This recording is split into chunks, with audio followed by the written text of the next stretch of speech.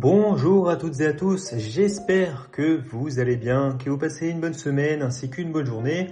Aujourd'hui, nous allons voir une vidéo sur la liquidité en Forex et globalement la liquidité sur les marchés financiers, donc en bourse. Ok, donc la liquidité, il faut comprendre que c'est en fait l'un des concepts, si vous voulez, en fait le plus important, ok, à maîtriser. Ok, c'est, si vous voulez, la liquidité, c'est le carburant, ok, de la smart money.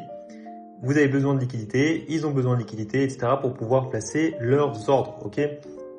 Donc on va voir ça aujourd'hui. Donc la liquidité, qu'est-ce que c'est globalement? Ça désigne en fait des zones où va se concentrer, ok, des ordres en attente, ok? C'est globalement lorsque vous achetez ou lorsque vous vendez, ok, une paire en forex, etc. Vous avez des stop loss, vous avez des stop limits qui, s'ils sont chassés, etc., ça va créer des liquidités, ok? Et pareil, lorsque vous devez vous faire take profit, ok, si vous voulez récupérer vos profits, vous, ok, vous avez fait par exemple, imaginons $1000 de profit, vous allez devoir récupérer $1000, ok, de perte, ok, globalement, de perte au même moment, ok, et c'est ça la liquidité. Et s'il n'y a pas ces $1000 de perte, eh ben vous ne pouvez pas tout simplement vendre, ok. Et ça existe d'ailleurs, il y a des marchés qui sont très peu liquides, ok. Si on prend par exemple des très faibles crypto-monnaies, ok, peu capitalisées, et que vous achetez pour des gros montants, ça veut dire, je sais pas, quelque chose comme $100 000 de cette crypto-monnaie et qu'elle monte, qui a plus de 100%, magnifique, et bah vous voulez revendre, bah des fois ça marche pas, ok. Pourquoi? Parce que le marché n'est pas assez liquide, ok.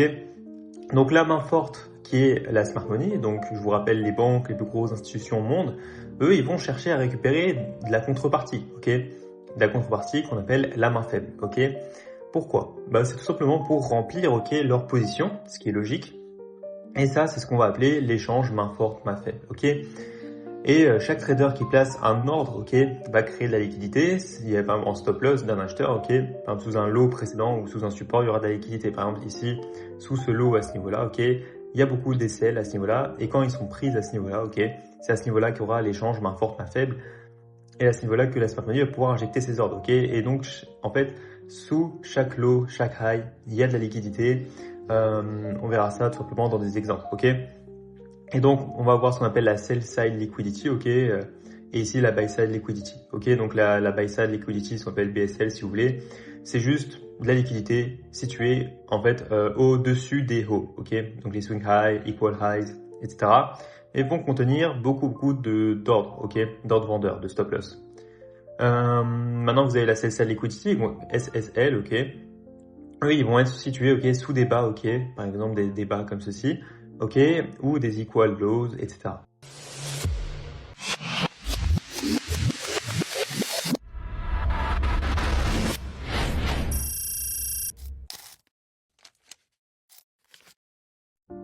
Et il faut comprendre, ok, que le marché du forex est le marché en fait le plus liquide au monde, ok. Regardez, en 2025, le rapport de la Banque des règlements internationaux, ok, estime que le volume quotidien, donc le volume journalier, ok, des transactions, des échanges, ok, est estimé à 9,6 trillions de dollars, ok, donc 9 595 milliards de dollars, et ce par jour, ok. Je sais pas si vous vous rendez compte de l'immensité, ok, si vous voulez, des volumes transités chaque jour, ok, et ça c'est chaque jour sur le marché d'échange en forex, ok. Donc le volume échangé sur ce marché ont ainsi progressé près de 27% depuis la précédente enquête en 2022. C'est normal, ok, ça c'est lié au quantitative easing. Ok, forcément, il y a de l'injection monétaire, ok, sur les marchés, donc il y a de plus en plus d'argent dans l'économie, donc forcément, il y a une augmentation de liquidité. Ok, donc cela en fait le marché le plus vaste et le plus liquide, ok, c'est là qu'on parle de la notion de liquidité au monde, ok, en termes de volume de transactions. Ok, si vous n'avez pas bien compris ce que c'est que la liquidité, c'est comme si par exemple vous prenez un verre, ok, un verre d'eau, magnifique, le verre d'eau est extrêmement liquide, ok, par définition. Mais si vous prenez un verre, je sais pas, qu'est-ce qu'on peut dire, de slime par exemple, si vous voulez, le slime est beaucoup moins liquide que le verre d'eau, ok, c'est ça en fait la liquidité sur les marchés, ok. Donc à titre de comparaison, le volume journalier, ok, donc daily, des transactions sur le marché d'échange en forex est environ 3 fois supérieur à la valeur du PIB annuel français, ok. Donc je sais pas si vous vous rendez compte que le marché du forex, ok, les transactions faites en fait chaque jour sur le marché du forex sont tout simplement énormes, ok. Ici, vous pouvez voir que liquidity factor, magnifique. On peut voir que à ce niveau-là, le volume de transactions par jour était de 5,3 trillions, donc 5300 milliards de dollars par jour, et ça c'était en 2013. Et ici on peut voir les moyennes journalières de volume de trading. Donc à ce niveau-là, on peut se rendre compte que sur le marché du Forex, par jour, en moyenne, en 2013, on avait 5 trillions de change sur les volumes, vous avez compris, de liquidité des transactions sur le marché du Forex. Et regardez par rapport au New York Stock Exchange ou au Tokyo Stock Exchange, London Stock Exchange, en fait c'est rien. Et c'est là qu'on peut se rendre compte que le marché d'échange est tout simplement énorme. Pourquoi? Parce que les banques ont besoin pour faire des transactions. Si par exemple le gouvernement ou une banque doit acheter aux États-Unis du pétrole, ils vont devoir échanger leurs euros contre des dollars, et donc ils vont faire participer la paire euro-dollar. Donc maintenant on va voir des exemples de liquidité sur le marché. Magnifique. Alors qu'est-ce que c'est que tout ça? Ouais, j'avais fait du backtesting en utilisant Fibonacci pour voir si ça fonctionnait ou pas. Donc voilà, on va aller sur une nouvelle paire, une qu'on prend pas souvent. On va prendre KJPY, FXCM à ce niveau-là, le broker FXCM. On va ici, on regarde s'il y a... Non, il n'y a pas de dessin, magnifique. On va aller sur du One Day pour vous montrer les démos. Magnifique. On va pouvoir un peu zoomer. Magnifique. Donc ici déjà, qu'est-ce qu'on va pouvoir remarquer? On va pouvoir chercher les liquidités. Donc je vous ai dit que la liquidité, il y en a partout, en dessous de chaque low et de chaque high. Ça veut dire qu'il y a la liquidité en dessous ce low à ce niveau-là, il y a la liquidité à ce niveau-là, il y a de la liquidité à ce niveau-là. Vous avez compris qu'en fait, même à ce niveau-là, si vous voulez, à ce niveau-là, il y a la liquidité. Il y a de la liquidité partout, mais il y a des endroits où il y a plus de liquidité que d'autres. Par exemple, à ce niveau-ci, le marché a été poussé à la hausse. Et qu'est-ce qu'on va voir? C'est que le marché voulait faire des plus hauts. Il avait besoin de liquidité. Donc il est venu récupérer ici les SL des personnes. On va mettre en rouge comme ceci. On va augmenter un peu la taille.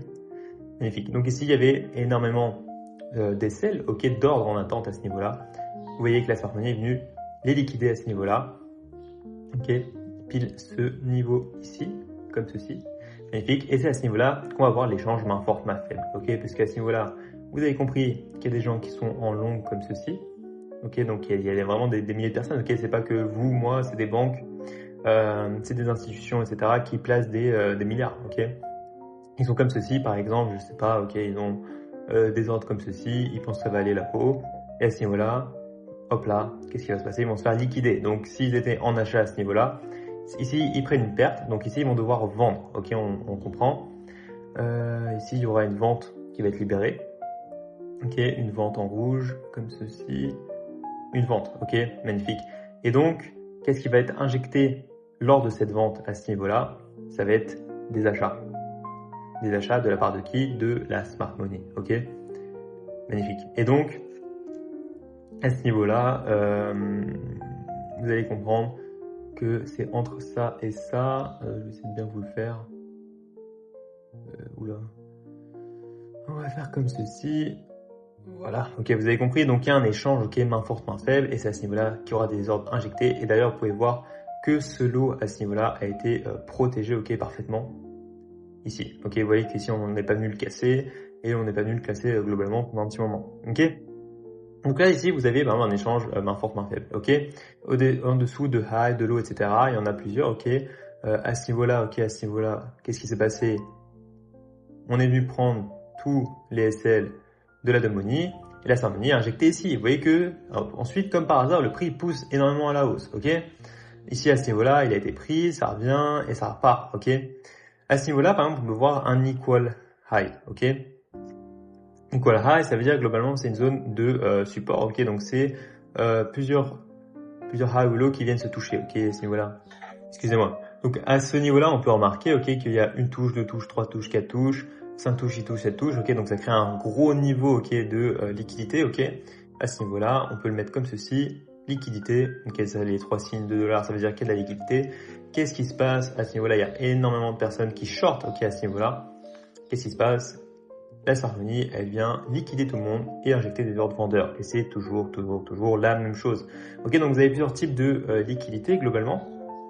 Pour vous faire simple, Vous avez les ranges, ok, donc un range ou des trend lines si vous voulez, ok, donc des choses comme ceci. Donc là ici, à ce niveau-là, il y a énormément de liquidité, donc souvent le prix, qu'est-ce qu'il vient faire? Il vient liquider tout le monde sous ce lot-là et sous la trend line à ce niveau-là. En fait, le vrai lot protégé était à ce niveau-là. Donc ils viennent liquider tout le monde comme ceci, ok, ça peut être aussi des ranges, ok, donc si je mets ça comme ceci, magnifique, donc ça fait un sorte de range.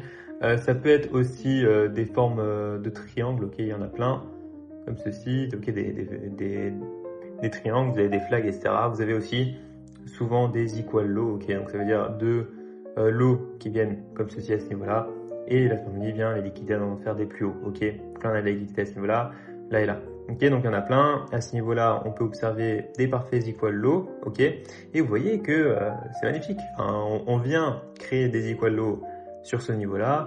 À ce niveau-là, on a notre zone de demand, ok. Je vous invite à aller voir la vidéo si vous savez pas ce que c'est qu'une demand.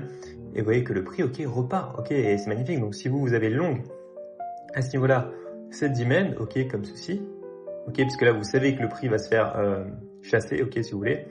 Et là, vous faites partie globalement, vous suivez la smart money, ok, là c'est magnifique, vous pouvez target ce TP au niveau du high à ce niveau-là, et là vous avez fait 4,17 R, ok, en l'espace de, bon là c'est en daily, ok, en l'espace d'une semaine, ok, mais c'est quand même magnifique de voir ça, ok, et le marché se répète, et c'est toujours la même chose, encore une fois, à ce niveau-là. Qu'est-ce qui se passe? On vient chercher ce lot, ok, pourquoi? À ce niveau-là, il y a une grosse zone de résistance, de support, excusez-moi. À ce niveau-là, on peut voir, vous avez une touche, deux touches, trois touches, quatre touches, cinq touches à ce niveau-là. Et le prix vient liquider tout le monde avant de repartir. Ok, c'est magnifique de voir, ok, qu'il y a énormément de liquidité. Et ça, c'est sur tous les marchés. Ok, c'est la même chose. Si vous voulez aller sur le Bitcoin, ok, on va y aller. On va aller ici, Coinbase, magnifique. Est-ce que j'ai des dessins dessus ou pas? Non. Si on va en weekly, ok, par exemple en weekly, à ce niveau-là, sur le Bitcoin, qu'est-ce qu'on peut voir d'assez intéressant? Eh ben, regardez, encore une fois, qu'est-ce qui se passe à ce niveau-là? Là, on vient créer une grosse zone de support à ce niveau-là, on vient prendre la liquidité à ce niveau-là et on fait des plus bas. Et c'est toujours la même chose. À ce niveau-là, on est venu prendre ici la liquidité des gens qui vendaient à ce niveau-là. On vient les prendre et on repart, ok, c'est toujours la même chose à ce niveau-là. Vous vous rendez compte qu'il y a beaucoup de personnes, ok, qui longuent à ce niveau-là, il y a énormément de SL et là, on vient les prendre, vous voyez que le prix fait une réaction forcément, ok, et c'est toujours la même chose. Si voilà, c'était probablement l'un des plus flagrants, ok, parce qu'il y avait la liquidité ici, on vient la chasser via cette mèche à ce niveau-là, tout simplement énorme, ok, à ce niveau-là aussi, il y avait de la liquidité, il y a de la liquidité sur tous les marchés, ok, globalement, on peut remarquer ça, ok, et donc, vous voyez qu'en fait, au-dessus de chaque high et chaque low, il y a de la liquidité parce qu'il y a une réaction qui va se faire, ok, première liquidation ici, deuxième liquidation, et ensuite on fait des plus bas, et c'est toujours la même chose, et même on savait d'ores et déjà à ce niveau-là, ok, ce niveau-là dans le prix, qu'ici il y avait de la liquidité, donc le prix allait forcément venir la chercher avant de faire des plus hauts, et c'est toujours la même chose. À ce niveau-là, potentiellement, vous avez aussi la liquidité avec un centre de support, ok, ouais, une sorte de support un peu comme ceci si vous voulez ici, et donc excusez-moi, la vidéo commence à faire un peu longue et c'est pas grave, c'est un concept vraiment important à comprendre. Ici il y a énormément de liquidité, ok, si vous voyez, on est venu ici, je sais même pas, est-ce que je peux oula, attendez, est-ce que je peux agrandir ça pour voir s'il y a des réactions ici, ouais, si vous voulez. Ouais, il y a pas mal. Donc si vous avez une énorme zone de support qui passe résistance, qui repasse support et résistance, etc. Donc ici, il y a énormément de liquidité. Donc à quoi est-ce qu'on s'attend? Est-ce qu'on va long ici? Ok, surtout qu'il y a un low à ce niveau-là. Ok, est-ce que vous allez faire ça? Non, vous attendez qu'il y a la prise de liquidité avant d'investir. Ok, et c'est toujours la même chose. Et même c'est possible que le prix vienne encore faire des plus bas, etc. Mais il faut comprendre les concepts de liquidité. C'est vraiment la chose, si vous voulez investir ou même trader, qu'il faut vraiment faire attention. Il ne faut pas avoir de liquidité au niveau du SL. Ok, ça c'est vraiment le plus important.